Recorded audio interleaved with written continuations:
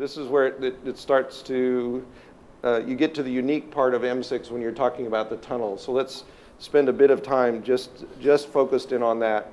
Turns out if you get the tunnel right, most everything else is pretty easy, relatively speaking.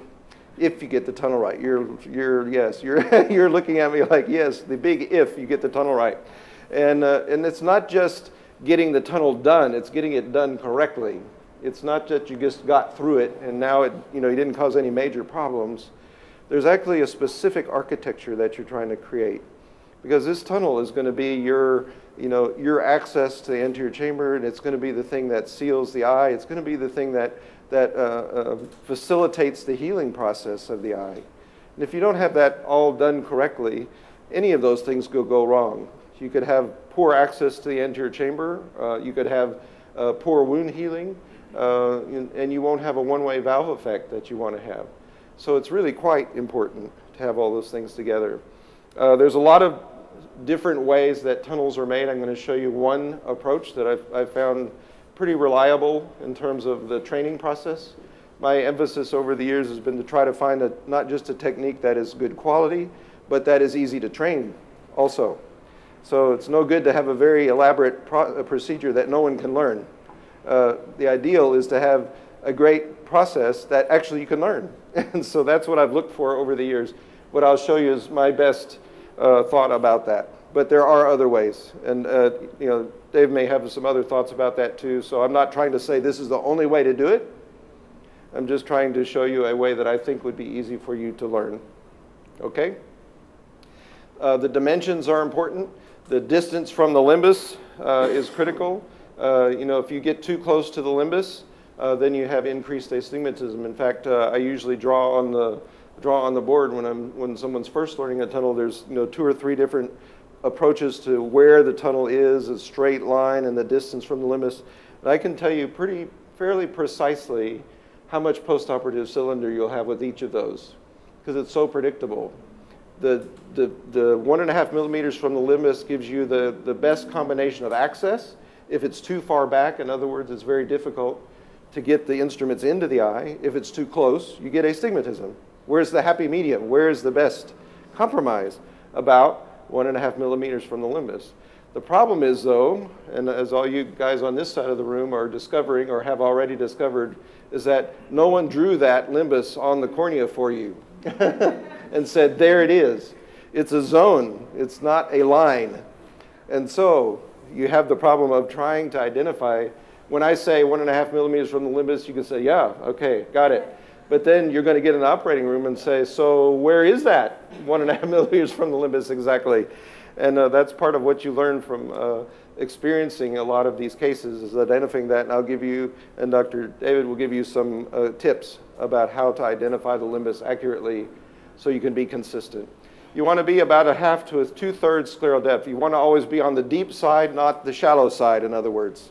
Always err a little bit towards being a little deeper, because what that does is gives you good strength in the outer tunnel wall. So if you're doing a dissection through the sclera, if you look at me for just a second, I'll show you with my hands, that's going to split it into 2 pieces, right? So you have an outer wall that's up that you're looking down on, the outer wall.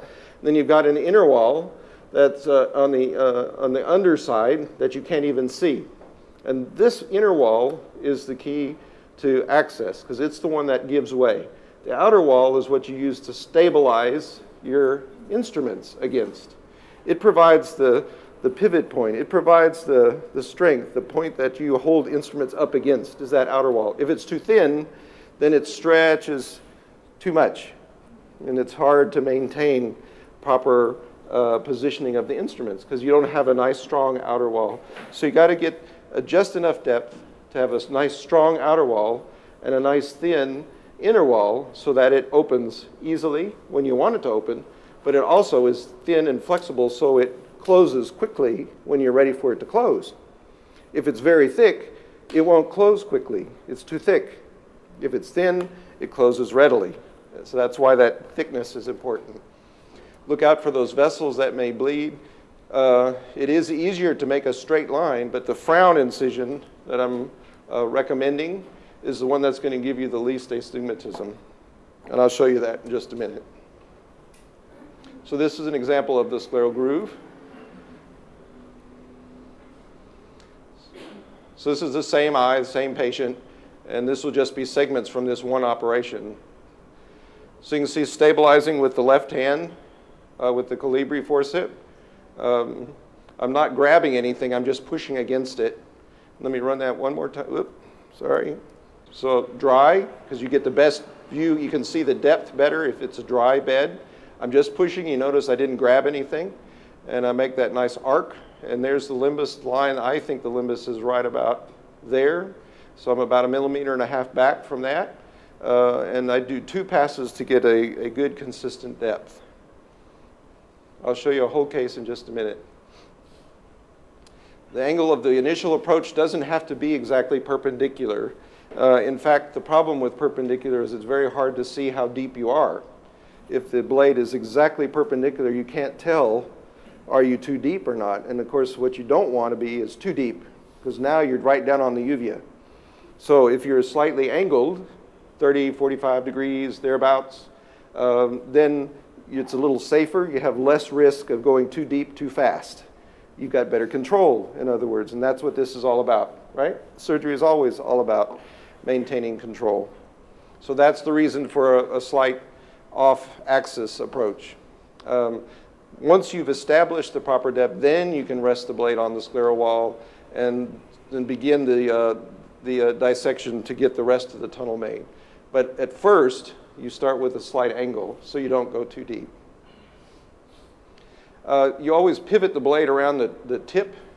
So if we're using a crescent blade, you know, the shape of the crescent blade, so it's got a curved, you know, a round tip.